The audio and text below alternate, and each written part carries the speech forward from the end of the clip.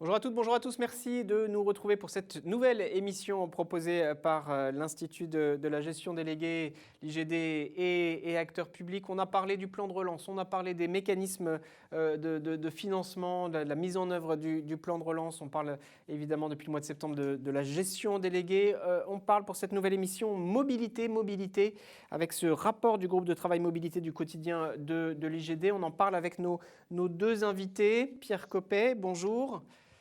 Bonjour monsieur. Merci d'être avec nous, merci d'avoir pris le temps dans votre agenda très chargé. Vous êtes président de Vinci Autoroute, directeur général adjoint de Vinci. Pour échanger avec vous, Louis Nègre, bonjour monsieur. Vous êtes Oui, bonjour. président du GART, le groupement des autorités responsables de transport. Le GART créé, je crois, au début des années 80, 1980, qui porte le développement des transports publics et des modes alternatifs à l'usage individuel de la voiture. Première question, je me tourne vers vous à distance, Pierre Coppet, cette séquence crise sanitaire, ces impacts, confinement, deuxième confinement, face à cette vague, face à cette crise que nous avons traversée, que nous traversons, quel est votre sentiment sur le rôle joué par les infrastructures de transport dans l'approvisionnement du pays, plus largement pour faciliter les déplacements des acteurs qui sont en première ligne, des acteurs en général. Quel est votre Non, sentiment, Pierre Coppet? je crois qu'on doit dire qu'on a fait face à une situation sans précédent,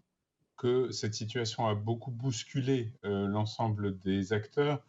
Je crois qu'il faut se rappeler que le transport en général, la route en particulier, est un service public et que la fierté des délégataires de services publics est d'en avoir assuré la continuité. C'est le premier critère d'un service public, la continuité. Et nous avons la fierté de revendiquer notre capacité à avoir assuré la continuité du service public pendant le premier et le deuxième confinement. Alors ça veut dire quoi? Ça veut dire assurer la viabilité et puis ça veut dire assurer le fonctionnement de l'ensemble de nos infrastructures avec un jeu de contraintes qui est particulièrement compliqué et évolutif. Ce sont les contraintes sanitaires du maintien en condition de nos installations et notamment des douches pour les routiers pour lesquels c'est très important. C'est le maintien des installations des boutiques, des installations de distribution de carburant et de la restauration. Alors vous savez que les pouvoirs publics ont fermé la restauration et nous avons su installer à destination des conducteurs de poids lourds des opérations de solidarité de nos équipes pour distribuer des repas chauds aux routiers pendant toute la phase du premier confinement et nous venons de relancer cette opération de solidarité de distribution de repas chauds gratuits aux conducteurs de poids lourds pendant cette deuxième vague de l'épidémie. Donc je dirais respect, continuité du service, deux, respect des mesures sanitaires et trois, solidarité. Je crois aussi qu'on peut dire que cette période de confinement a montré l'importance de la route et l'importance des flux logistiques et du transport des flux logistiques pour la continuité des approvisionnements. Et je crois que tout ça a ouvert les yeux de beaucoup de nos observateurs sur la face cachée d'une mécanique bien huilée et qui fonctionne très bien et dont on ne voit que la surface. Donc je crois que un des bons côtés de cette période très difficile pour nos usagers, pour nos clients et pour nos salariés, c'est qu'on a montré la face cachée ou la face ignorée du bon fonctionnement de l'ensemble de nos réseaux. Merci Pierre Coppet. Pendant que vous parliez, on voyait quelques images illustrant votre propos. Vous avez fait face, ça a tenu. Louis Nègre, président je le disais, du GART, groupement des autorités responsables de transport. Quel est votre sentiment de manière plus large? On parle de transport, on parlait de transport urbain, transport non urbain, transport ferré, transport aérien. Tout cela a tenu avec certaines difficultés, évidemment, mais la séquence, vous avez fait face. Quel est votre sentiment? On a vu une situation particulière, on a vu aussi des opportunités, ce qu'évoquait M. Pierre Coppet. Quelle est votre analyse? Mon analyse est simple. Avec mes collègues responsables d'autorités, donc organisatrices de la mobilité, nous sommes à la tête de services publics des déplacements, des transports, de la mobilité. Et donc, les AOM ont fait face. Alors, dans la première pandémie, il y avait plus grand monde, hein. On avait des taux à l'intérieur de nos bus, de nos métros, qui étaient très faibles, de l'ordre de 5-10%, mais nous avons maintenu 3 à 4 fois plus, justement, de transport pour permettre au personnel soignant notamment, de se déplacer convenablement avec des priorités. Après le déconfinement, on est remonté à une offre pratiquement à 100% pour là aussi atteindre en moyenne une moyenne à peu près de 80% de l'offre qui a été représentée. Il est clair que la fréquentation est remontée progressivement, mais nous avons aujourd'hui des taux de fréquentation qui ont augmenté avec une diversification. On ne parle plus de transport simplement, on parle, et nous l'avons souhaité fortement dans la loi sur la LOM, on parle désormais de mobilité dans lequel nous avons, et d'ailleurs, puisque le président de Vinci est là, j'en parle avec lui sans problème, sur des propositions de transport en commun qui utiliseraient une voie réservée sur les autoroutes. Ça existe aux États-Unis depuis belle lurette, et nous, on découvre, je dirais, l'eau tiède. Bon, nous, on est tout à fait favorable parce que pour nous, le principal, c'est l'usager. Et donc, ce qu'il faut, c'est donner à nos concitoyens, nous sommes des élus, nous devons apporter à nos concitoyens la meilleure solution de déplacement possible. En centre urbain, il est évident que c'est l'urbain et le transport public qui est le plus à même de répondre à une très forte attente dans des milieux justement très denses. Pierre Coppet, je vous laisse répondre. Juste, je précise, hein, bien sûr, qu'on vous a donné la parole. Garth et Vinci, vous intervenez dans le cadre du groupe de travail sur les mobilités du quotidien et les 8 propositions. On va en parler juste après. Je vous voyais réagir, Pierre Coppet. Alors, cette voie d'accès, votre sentiment, peut-être une réponse à Louis Nègre? Ma réponse à Louis Nègre, c'est de le remercier pour sa clairvoyance et de lui dire combien nous sommes d'accord. Vous savez, la politique des transports est, et c'est heureux, très centrée sur le report modal et sur le développement du fer qui a nécessité énormément d'investissements depuis des décennies et particulièrement depuis le Grenelle de l'environnement. Mais la réalité, et ça Louis Nègre le sait mieux que quiconque, c'est que 90% des déplacements dans notre pays se font par la route. Je répète, 9 déplacements sur 10 dans notre pays se font par la route. 80% des trajets domicile-travail se font par la route. Je le redis, 90% des déplacements domicile-travail se font par la route. Et donc, quand Louis Nègre dit avec beaucoup de clairvoyance qu'il faut densifier les transports sur les routes, qu'il faut multiplier les moyens de développer les transports en commun sur autoroute, en développant le covoiturage, en favorisant les bus et les voies réservées sur autoroute, comment ne pas être d'accord? Et bien sûr que ces sujets mériteraient une accélération et des incitations des pouvoirs publics, et nous sommes, nous, très mobilisés là-dessus. Nous avons beaucoup développé depuis une quinzaine d'années maintenant les parkings de covoiturage dont le succès ne se dément pas, et nous avons des expérimentations comme par exemple l'infrastructure de Brie-sous-Forges, par laquelle on permet sur l'autoroute A10 le stationnement de véhicules et l'accès le long de l'autoroute, le stationnement sécurisé et l'accès sur autoroute à une gare permettant de prendre un bus qui vous conduit à la gare de Massy.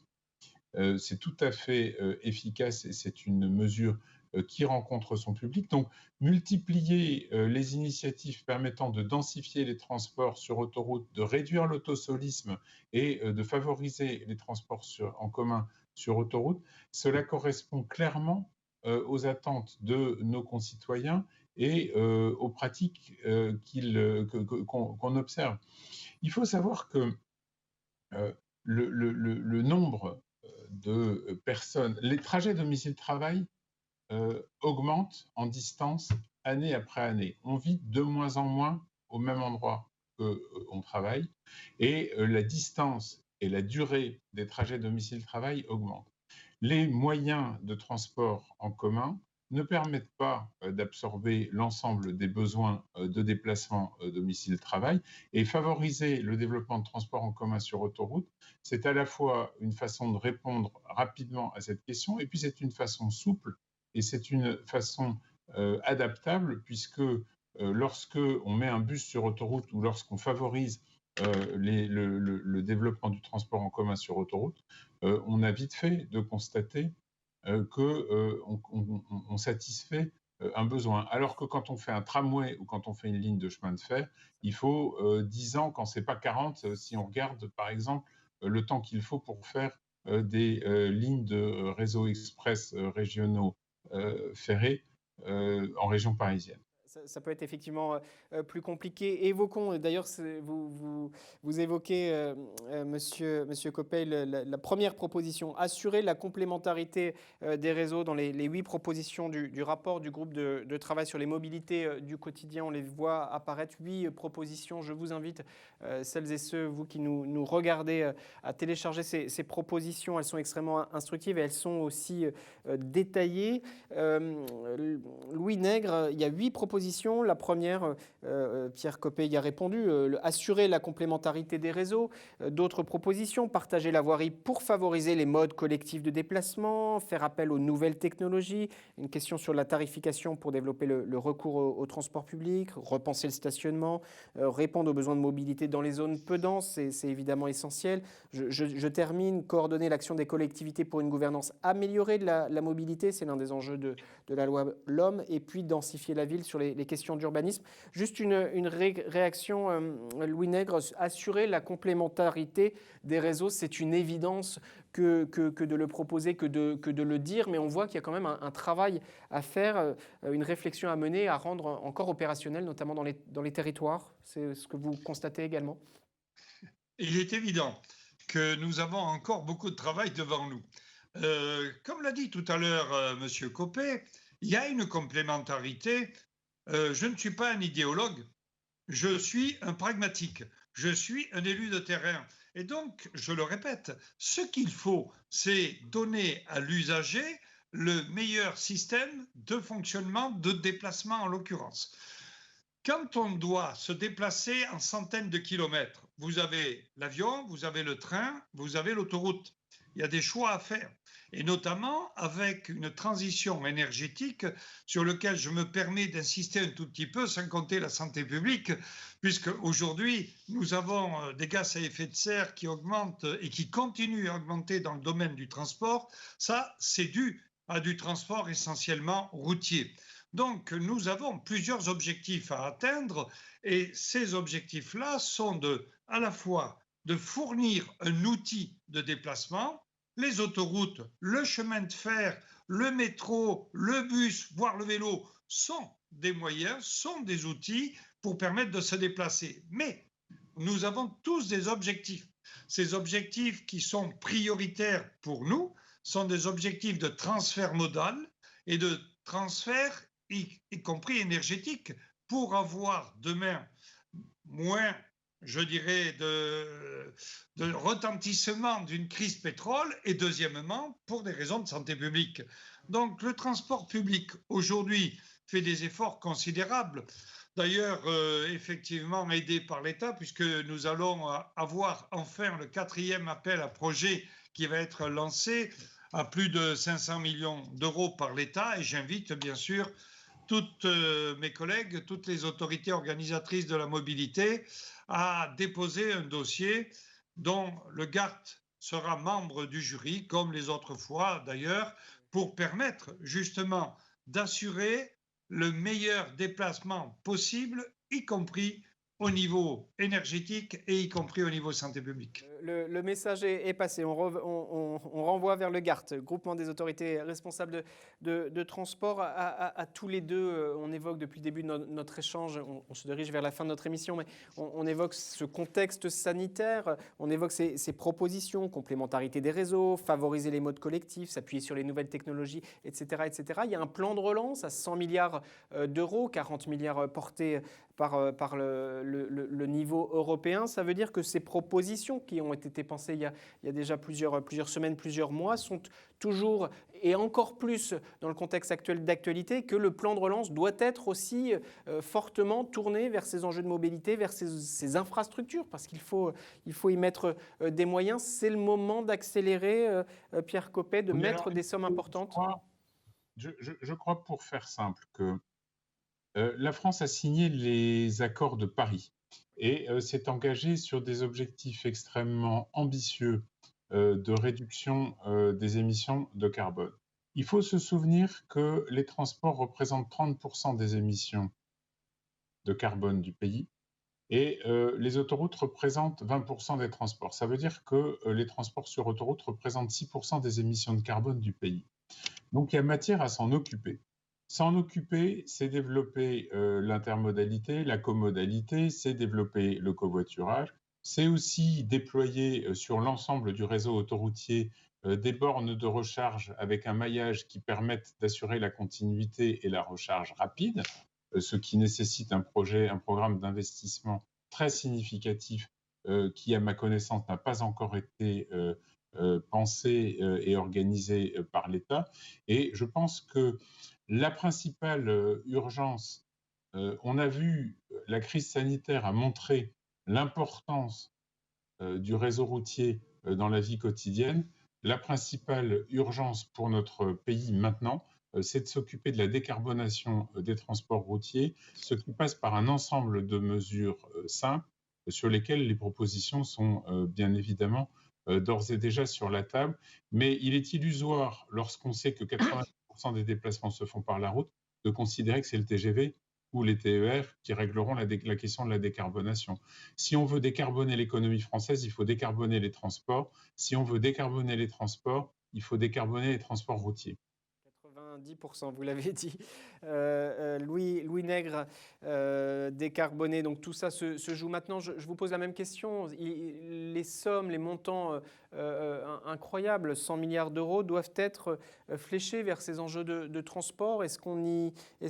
Quel est votre sentiment, votre analyse sur le déploiement de ces 100 milliards d'euros? Est-ce que ça va suffisamment vers ces infrastructures de transport, même si Pierre Coppet le dit, il y a des choses relativement simples et peut-être pas si coûteuses que ça à mettre en place, mais est-ce que ce qui a été décidé dans le cadre du plan de relance vous satisfait sur ces questions de mobilité? Alors, je voudrais revenir sur un point finalement où on se rejoint avec le président de Vinci Autoroute, c'est qu'effectivement, si on veut agir sur la décarbonation, il faut agir sur les transports routiers. Vous savez, je suis dans un département, les Alpes-Maritimes, où nous avons 600 000 poids lourds qui traversent les Alpes-Maritimes. Je défends depuis des décennies l'idée qu'on peut effectivement avoir des transports routiers, bien sûr, il en faut, et notamment pour des secteurs relativement restreints, mais le transport international devrait passer, selon moi, par le fer ou par la voie maritime. Donc, dans ce domaine-là, il reste énormément de choses à faire. La deuxième, c'est que j'ai été effectivement promoteur, quand j'étais sénateur, du véhicule électrique. Et donc, là encore, je souhaiterais qu'effectivement, nous ayons un plan avec l'État qui permettent de développer cet outil qui a un avantage double pour les urbains, voire les autres d'ailleurs. Bon, d'une part, il ne pollue pas, et deux, il ne fait pas de bruit. Et quand vous savez que le monde urbain, aujourd'hui, c'est plus de 60% de notre population qui est dans des zones denses, eh bien, dans les zones denses, ce que nous disent nos concitoyens, c'est que la priorité des priorités, il faut que nous luttions contre la nuisance numéro 1, qui est le bruit. Eh bien, si vous prenez des véhicules électriques, ou un véhicule à hydrogène demain, eh bien, vous n'aurez pas de bruit et vous n'aurez pas de pollution. Donc, il faut qu'on lutte à la fois contre l'autosolisme. C'est clair, c'est net. Et je suis heureux d'entendre le président Copé dire ça et défendre cette position-là. Mais en même temps, il faut que nous veillions à cette décarbonation. La France a demandé à l'Europe d'avoir des ambitions plus fortes dans ce domaine-là et l'Europe a accepté. Donc, à partir du moment où nous nous donnons ces ambitions, il faut aussi que l'État mette à notre disposition des moyens nécessaires pour atteindre ces objectifs. Et pour reparler du plan de relance, par exemple, dans le ferroviaire, nous constatons que le ministre des Transports a parlé de recapitalisation, peut-être le mot qu'il ne fallait pas, parce que nous attendons une vraie modernisation dans ce domaine du système ferroviaire. Dernière réflexion sur la gouvernance. Vous l'avez évoqué, la loi LOM, enfin, la loi sur les mobilités, a changé l'approche. Quelle est, selon vous, c'est ma dernière question, sur ces problématiques-là, la gouvernance idéale? On le sait, en matière d'action publique, notre administration est souvent intervenue en silo. Cette dimension synergie et réseau n'était peut-être pas dans son ADN. Ça change. Cette problématique, cette approche change depuis plusieurs années et c'est tant mieux. Quelle est la gouvernance idéale selon vous sur ces enjeux pour accélérer, pour développer ces projets, pour mettre en application les 8 mesures proposées par le groupe de travail mobilité du quotidien de l'IGD, complémentarité des réseaux, mode collectif, etc. etc. C'est quoi la bonne approche selon vous, Pierre Copé? Je crois que la bonne approche est de commencer par arrêter d'opposer les modes comme nous l'avons fait, les modes de transport comme nous l'avons fait depuis le début de cet entretien. Et la deuxième approche, c'est de partir des usagers et des clients et de regarder ce que sont leurs déplacements et ce que sont leurs besoins. Et on voit à ce moment-là, de manière éclatante, les hiatus qu'il peut y avoir entre l'offre de services et la demande. C'est le cas pour les trajets domicile-travail et les frontières qui sont souvent héritées d'organisations administratives entre les moyens de déplacement.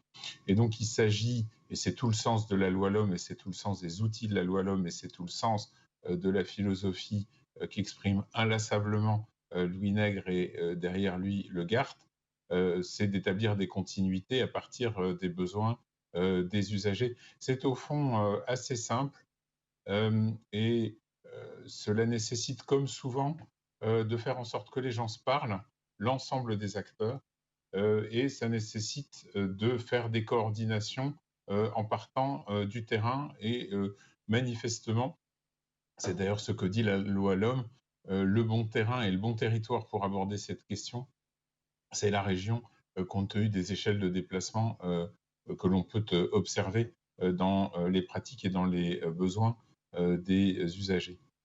Merci. La région qui a ce pilotage stratégique. Louis Nègre, la bonne gouvernance, c'est quoi? C'est l'État, c'est les régions, c'est des synergies, c'est les acteurs privés, c'est une gestion déléguée. Quelle est la bonne recette? Quelle est la bonne gouvernance selon vous, Louis Nègre?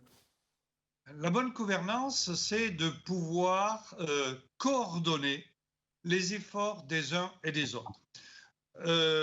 Ça fait jamais que 25 ans que je suis un peu ce dossier-là. Et donc, j'ai vu l'évolution. Et si je regarde dans le rétroviseur, c'est positif. Il nous reste encore beaucoup à faire. Mais par rapport d'où nous venons, eh bien, on a fait beaucoup de progrès. Pourquoi? Parce que quand j'étais sénateur et responsable des transports au niveau du secteur transport, au niveau du Sénat, j'avais tout fait pour qu'il y ait une tour de contrôle identifiée, claire, que sont les régions. C'est au niveau de la région qu'il doit y avoir une vision globale de l'ensemble des efforts faits par les différentes autorités de transport dans ces régions-là. Donc la tour de contrôle, elle est là.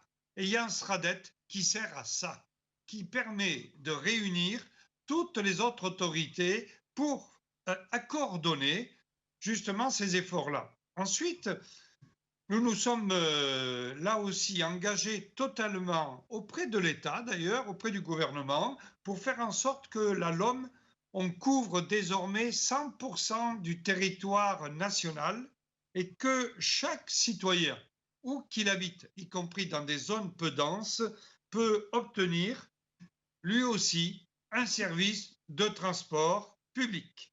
Dans ce domaine-là, l'État et la loi ont prévu désormais 100%.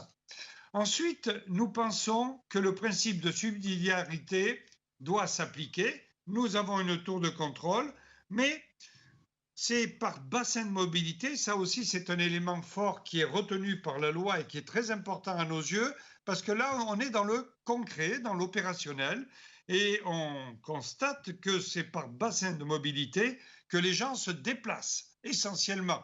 Après, ils peuvent faire 1000 km, mais essentiellement, ils sont dans des bassins de mobilité. Donc, la loi a prévu les bassins de mobilité, les contrats opérationnels de mobilité, et a prévu que soit les communautés de communes, soit les EPCI récupèrent la compétence transport, en font une de leurs compétences, soit par défaut, la région récupère cette compétence. Il y aura donc toujours une institution publique qui mettra en place ces transports. À partir de là, à partir de la loi MAPTA, mais avec la loi LOM, nous arrivons aujourd'hui en France à un système de transport public qui me paraît nettement meilleur que celui qui existait auparavant et qui devrait aboutir à des résultats plus efficaces, plus performants pour les usagers. C'est nécessaire. Loi MAPTAM, loi sur les métropoles. C'était le précédent mandat. Merci beaucoup, Louis Nègre, pour votre analyse. Merci, Pierre Coppet, pour ces témoignages. Merci à tous les deux. Je renvoie vers les précédentes émissions organisées en partenariat entre l'IGD et acteurs publics. Et je renvoie vers les propositions du rapport du groupe de travail mobilité du quotidien. 8 propositions, un rapport complet et très instructif. Merci à tous les deux. Merci à vous de nous avoir suivis. Je vous dis à bientôt.